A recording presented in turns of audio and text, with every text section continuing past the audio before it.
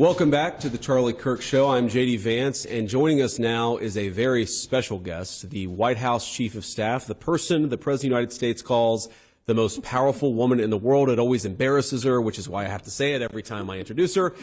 Susie Wiles, who is such a vital role of what we do in the White House every single day, such a vital role of the success of the 2024 campaign. Susie, I just want to say thanks so much for joining us here to honor Charlie here. I want to tell you a little story. You may not be aware of this story, and maybe you didn't pay attention to the social media chatter, but if I go back to probably 6 weeks after I had been selected by the president, I was the vice presidential nominee, we were campaigning hard, and there was a weird little social media campaign to try to get Susie Wiles fired from her job, and she was running the Trump campaign at the time. It was more than a social media campaign. It was a full-on campaign, and I remember talking. Charlie Kirk called me, and he said, this thing to take down Susie is an op, meaning it's an operation meant to discredit us, meant to make us less effective. And the reason he thought it was so important to protect you is because he had such great respect for you. He thought you were such an incredible part of the team. You were sort of the person that held all the chaos together operationally in the midst of that very intense campaign. And so Charlie was thinking, as he always did, a little ahead of the curve. He was asking himself, what are the problems that are out there so I can be 2 or 3 steps ahead?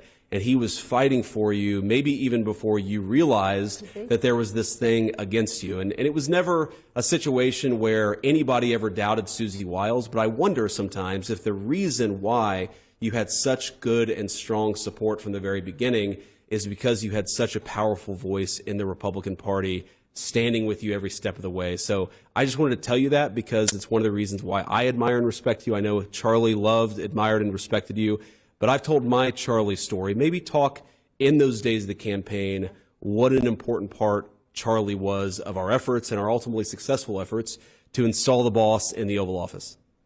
Thank you, Mr. Vice President, and thank you for doing this. Of course. I have a Charlie story that maybe hasn't been told, at least not enough.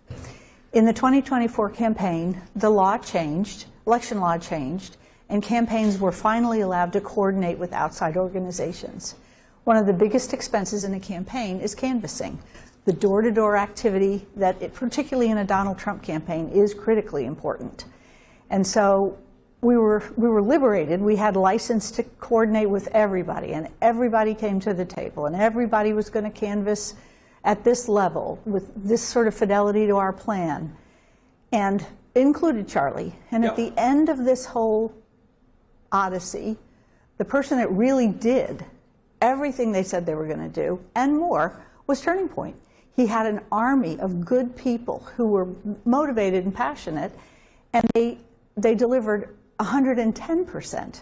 And I don't know that Charlie gets enough credit for that. That was a tactical assist to the campaign. We didn't have to pay for it. We didn't have to think about it. We didn't have to follow up after him. It was an immeasurable help. And most of those canvassers were some of the same young people that voted for the president and convinced their families.